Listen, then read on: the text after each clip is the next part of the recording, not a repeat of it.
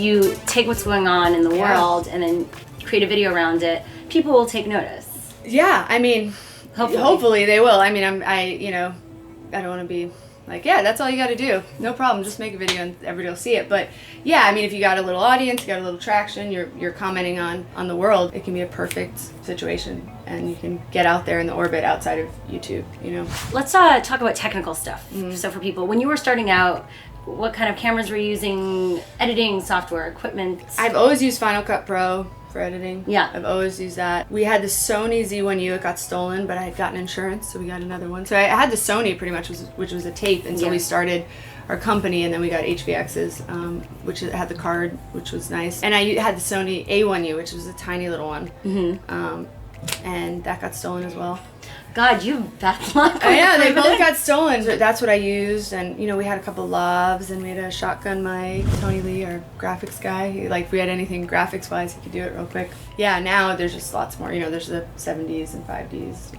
And you have a whole green screen here as well. We have a whole psych wall and everything. Yeah, it's different than out of the house back in the day, for sure. But that's how everyone starts. You gotta start somewhere. In many ways, you're now a studio head, right? Kind of.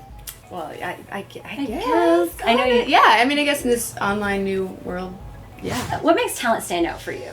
What do you look for? So I think just seeing people that you feel are talented and wanting to support them. And sometimes the audience isn't there for certain talent at the moment. Doesn't mean it won't be there years from now. There's people like that where, like, maybe it's not like they're blowing up in this moment, but they're so talented that you just are just like, hang in there, let's make it work. And at a certain time when that audience is there that's right for you, they'll be there. So I think just people that are talented and exciting to me, I suppose. And just feel it. Yeah, you just feel it. And then, you know, there's different people here. So some people might like certain people and I like some other people. And we should just bring in all different kinds of talent. Let's talk about those tips and tricks you can give people out there who are listening and they're wanting to be content creators themselves. Well, it's a full-time job, so we always say. People don't realize that. It is a full-time job. You have to commit yourself to doing it. Yeah, you've got to commit to just making lots of content, to being really involved in the community, and you have to also engage your audience. You know, it is a different medium, so it's not like TV or movies where there's a veil of secrecy. This is, you have to sort of engage them and talk to them, let them know who you are and communicate with them. And hopefully be making good content and being really consistent and doing it a lot, and then hopefully you can make it happen. But it is really hard. It's much harder now than when I started. It was a tiny little community. You can answer everybody who reached out to you. Now it's to get through, the noise. The noise is really, really hard. It's really hard. That's why people come to Maker. Yeah. When you were starting out, who inspired you?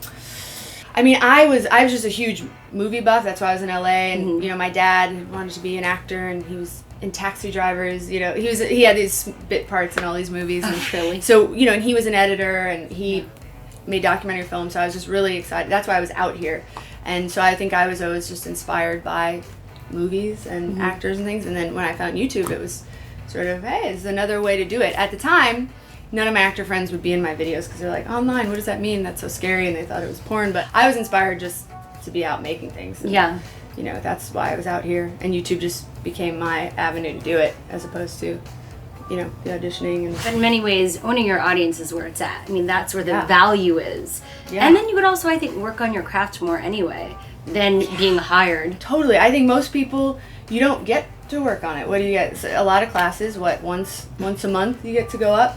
I was constantly trying and playing and working with different actors, and you get a lot of actors who've been doing it for a long time, just wanting to have fun, and you get to play with them. And I learned so much more than I had in the 5 years of taking classes, so much more, and grew tremendously from doing that. I got used to being on camera and directing myself, and my editing got better, everything got better. I honed a much better craft than I sort of ever would. And I think just because I know so much about what it's like to be a YouTuber, I can be sort of helpful in other capacities. So every day is different. There's so many people here. There's so many different pods of things going on that my day is like all over the place. I'm up and I'm just bouncing around from meeting to meeting and person to person and filling whatever void I can fill, and it goes on all day long, and it never ends because it's ours, and it's ours. So you can't ever let it sort of get out of your consciousness. Yeah. Well, you're creating a new business model on YouTube. New model, yeah.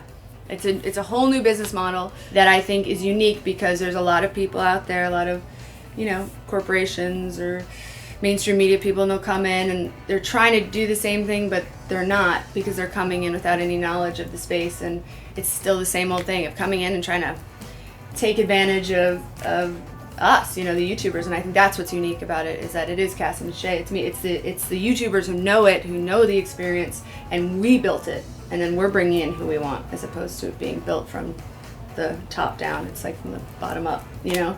And I think that's sort of what's unique about what we're doing, and we know how to create a new model that works, and we can do production cheap. We get that. A lot of companies will come in, they'll take all this money and put it into high salaries and productions that, we know how to do it and do it cheap, and we understand the space, and so we know how to create a model that I don't think anyone else would have any idea how to create. But then still create real work out of it in careers. Yeah. I mean, you could do it cheap, but then still make a living out of it. Yeah, completely. I mean, that's the name of the game. I think that's what mainstream media, doesn't understand when they're jumping into the space, or somebody gets given a bunch of money to start a website or something. They don't understand how to make it cheap because they're used to doing it the old way.